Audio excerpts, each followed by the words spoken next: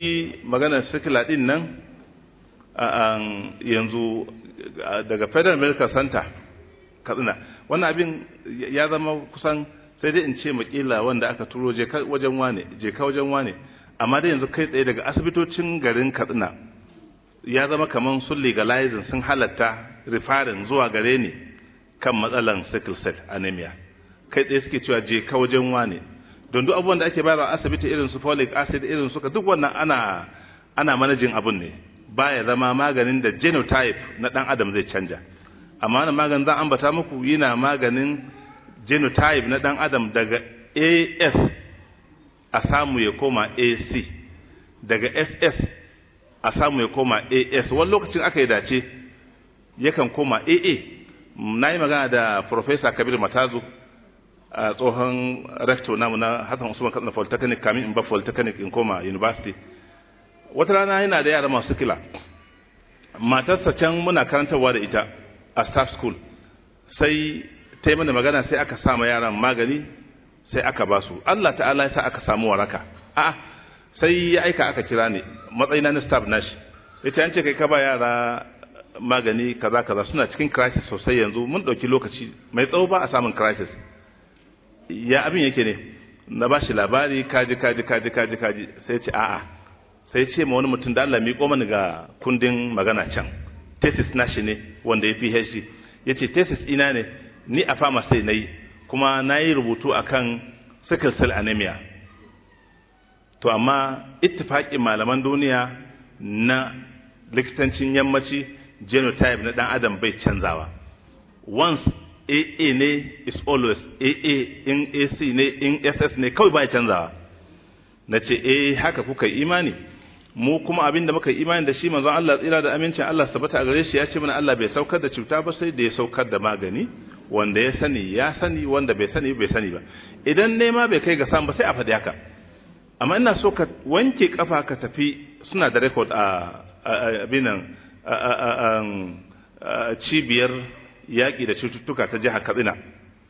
tun zamanin Dr. Bello Sada Kofar Sauri na san an yi research da dama kan wannan maganin kuma an samu mutane genotype nasu na canzawa an samu mutane sukan wato warke tangaram ko da genotype bai canza ba kaga mai sickle cell ya daina samun crisis abdal abidin ina da patients wanda na sani fiye da shekara 10 wani abu da suka sha irin wannan maganin har yanzu ba crisis a rayuwarsu na sickle babu wannan kawai ba da baki za a kai abin ba yau da gobe ce yayi ko duk za a gwada insha Allah a ga abin shine abin da ake hadawa galibi in za a yi maganin sikila ga yaron da bai kai shekara 12 ba wato ana sa man jimina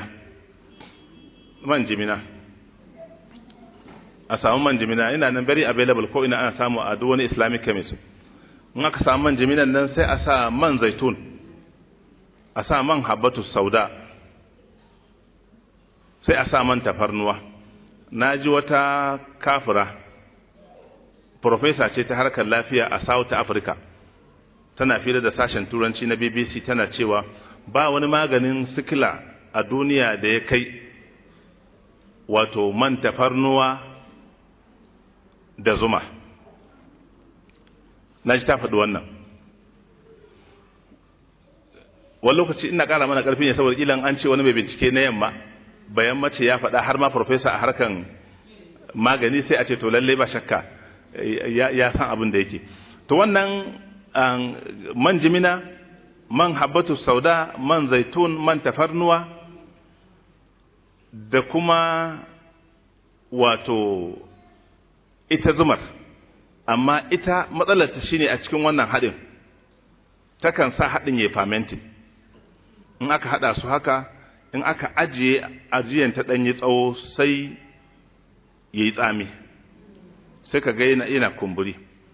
to abin da yafi dacewa in aka yi wannan hadin su kam sun yarda da junan su wannan hadin in aka hada za su zauna lafiya tsakanin su ba fada akwai wani abu da ake sayarwa yanzu na preservation idan mutum zai je samo shi suna sayarwa kasuwa ni ya suke ce mashi akwai dan suna da ake bashi na san kila malam zai yadda ake preserving magani in za a sa preservation aka hada su za a iya hada da zumar a sa musu wannan magani za su zauna lafiya ba su kumburi ba ko in an bude abin kaje foot ya kumbura amma in ba wannan to kawai a haɗa wa'annan daban, sannan in an ba mara lafiyan maganin ya sha, misali in aka haɗa wannan equally quantity, duk quantity ya zama daidai, to sai a rika ba da babban cokali ɗaya da safe, ɗaya da rana, ɗaya da maraice, ɗaya da dare, kwana 7 farko. Daga nan sai a maida cokali ɗaya da safe, ɗaya da rana, ɗaya da dare, an cire na maraice. Farko kwana 7 a bada cokali hurhudu har a yi sati, daga nan sai a maida cokali 3 ga yaro daga wato shekara 2 zuwa har 12. In karamin yaro ne wannan haɗin za a yi, ba a cika gane yara masu sikila ba wani lokaci da ƙasa ga shekara 1, wani lokaci ko shekara 2. In an gano kuma ana iya ba da teaspoon na wannan haɗin ga yaro lafiya, in an tabbatar da haɗin mai kyau ne.